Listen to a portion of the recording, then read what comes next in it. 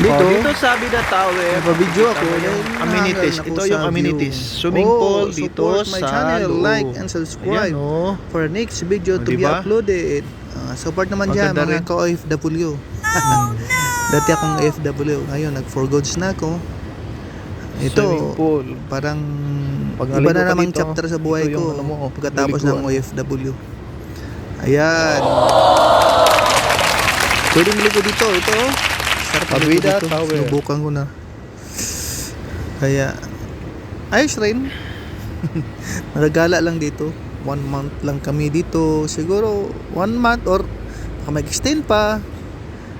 Nag-video rin ako. At least may share ko sa mga OFW na dyan sa ibang bansa na homesick. Dati OFW ako. Ito yung OFW na magtago ka sa gilid, iiyakan na mag-isa. Kung magkasakit ka, ikaw lang magagamot Yun, sa sarili makikita mo. mo sa amenities. Ito. Ganun ang OFW, ba? Yung iba pa sinisiraan sa kapwa Pilipino. Yung iba parang hindi Pilipino yung iba. Tinuchocho ka. Dinadaon ka sa amo nyo. Pero kahit ganun sila, basta importante na sa mabuti tayo. Hindi tayo babayaan ni God. Pag OFW ka, mag-ipon ka lang, ipon. Darating ang time na magamit mo sa negosyo yung iniipon mo. Kaya hindi ka nababalik pag may negosyo ka na. Kaya yan ang gagawin Mayroon mo ring pag gym OFW dyan, ka. oh. Ipon ng ipon. Ipon, save. Magastos man tayo, pero at least mag-save tayo. Huwag nating ubusin yung pira natin na igastos. Dapat mag-save lang talaga. Hindi yung Nice. ubos-ubos, hindi pwede yun. Ang hirap kayo sa abroad. Ang hulila ka, iiyak ka mag-isa, iniisip mo yung nasa Pilipinas. Mahirap rin kaya kailangan pagtibayin yung sarili, mag-ipon. Yung pira, wise magasto. Ganun. Hindi basta magastos. Kaya ayan, dapat mag-ipon talaga pag OFW. Kasi hindi lahat na time gusto nating mag-abroad. Kagaya ko, parang ayaw ko na rin mag-abroad. Kahit medyo malaki yung sahod. Darating talaga ang time na ayaw na nating aalis. Parang hindi na tayo masilaw sa pira. Ay, abroad. Okay naman Tingnan ang mo abroad. sa taas. Tingnan Tingnan. natin sa taas, galing sa taas. Ayun oh. Yan, kung tingnan mo sa 31 floor, yan ang swimming pool amenities. Diyan. Tsaka makita mo dito yung mga ito sa highest floor ito. 31 floor. Yan, zoom natin. Yung tao ang liit. May mga tao nag-uusap to. Ayun. Di ba? Ganda yung amenities nila. Medyo maluwag. Di kagaya sa iba, maliit lang. Ayun, ganda. At tingnan mo rin yung paligid dito sa taas. Ito yung mga surrounding dito sa Abida. Ang ganda yung dito niya. Parang feel at home ka dito. Yun diba yung mga tower nila sa kabila, kapitbahay mo. Yun. May office naman yung na yan, may parang markang cross. Office naman yan, yung mga call center. Yan. Doon naman yung ito rin yung sa gilid. Medyo mahangin. Itong sa gilid, pag nakaupo ka dito sa amenities sa swimming pool, mahangin dito, presko-preskong hangin. Kasi yung hangin sa taas makabig pa baba, kaya mahangin dito, medyo mahangin. Not so naman na pero at least presko yung hangin mo dito malanghap.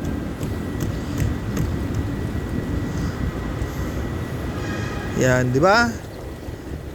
Maganda rin na dito lang naman kami, nakagala lang kami dito.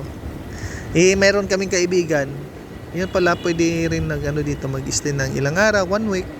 Doon, tapos, yun, video-video rin ako para at least naman, may ma-upload ako.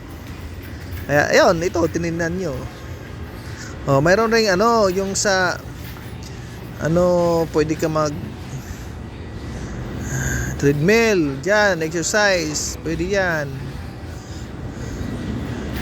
Yan, timbangan. Basta maganda dito, pwede ka mag-exercise kung anong gusto mong exercise. Yan, pang lift, mayroong timbang. Ito naman yung yung gym. May mga gym dito na pang malakasan, pwede.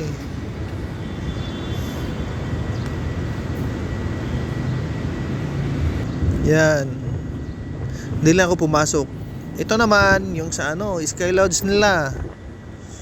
Tingnan mo sa taas. Ayan, ganito tingnan sa taas. Di ba? Pag sa taas ka, yan makikita mo. Maganda yung maganda yung surrounding. Yan, sa taas yan. Maganda pala dito pag nakatira ng ganito. Parang gusto ko nang tumira dito. Ayun Inano ko lang yung nasa mataas kasi kami. Siyempre, alam mo na, yung mga taga-probinsya kagaya ko, parang mahanga rin sa mga ganito, di ba? Hindi naman lahat tayo na pinanganak na anak ni Henry C. So, mga ganito, at least may impress tayo. Ayun.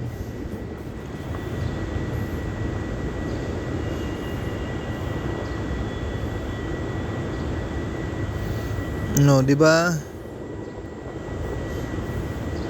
Yun ang mga kapitbahay na building. Medyo mataas kasi dito, kaya medyo naka-video ako. Isipin mo, pag nasa taas kayo, ganyan ang makikita nyo dito.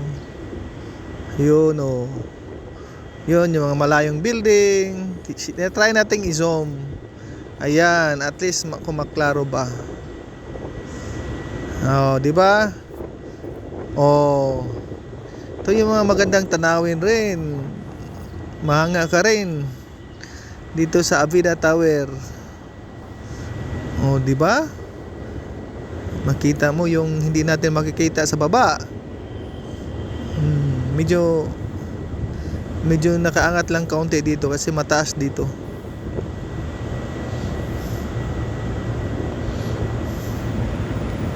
Yun. Sa other side naman, ganito ang makikita.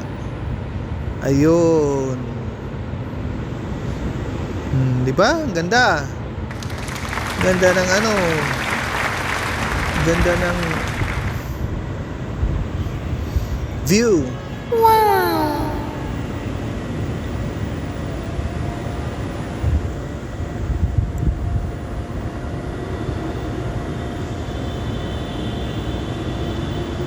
Ayun.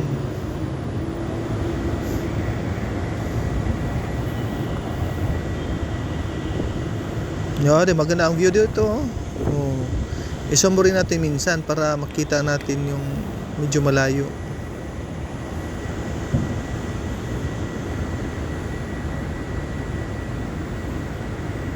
Di ba yung pambihira na makita natin, at least at support naman, pa-likes naman, support. Yung mga OFW, dati akong OFW, huwag niyong kalimutan, support naman sa dating OFW. Ayun.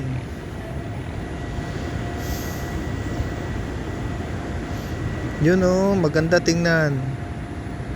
Maganda dito maggala-gala.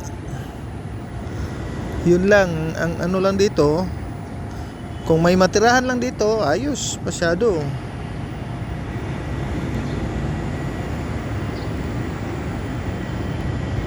Di ba? Yung kahit malayo, sinuzoom natin ng konti. At least, mapansin natin na yung beauty ng ano ba, environment, kasama na yung mga man-made na mga building. Ayan. O, di ba? At least makikita natin ang mga area na mayroon pala sa ating lugar. Minsan kasi hanga lang tayo ng hanga sa ibang lugar, sa ibang bansa. Pero sa atin, mayroon rin mga magandang tanawin sa atin, sarili natin. Kaya wag ismulin na bilang Pilipino, di ba? Ayun. Maging masaya tayo sa bansa natin. Ayan. Ganda ng view, ganda.